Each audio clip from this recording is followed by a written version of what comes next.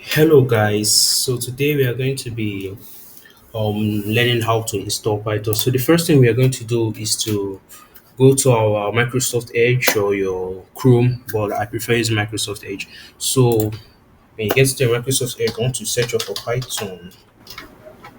Okay, Python.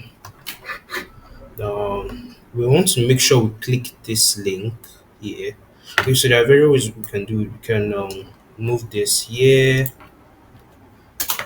and search and to take us straight to the Python library, or we can just click it and take us straight. So we don't want to install the manager. For me, I don't install the manager, though the manager is very good, but I prefer just installing, just downloading the standalone installer.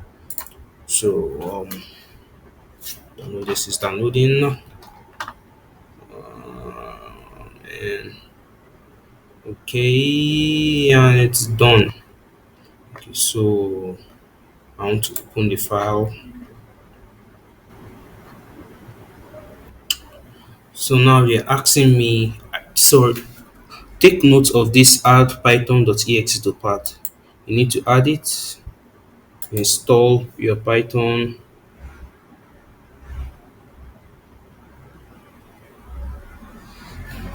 It's installing, it's going to take some time.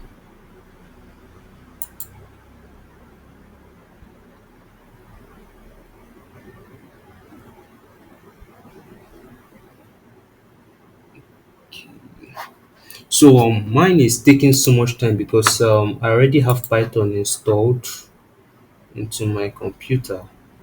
So mine is taking much more time. As you can see, I already have Python installed in my system, so mine will take much more time than yours. So I guess yours will be a little bit. So when once it's done, you just need to go to your terminal, which is your CMD. So how do we get to your CMD? If you come to this search bar here, you can just type CMD, command prompt, click open, and it's gonna open your command prompt for you.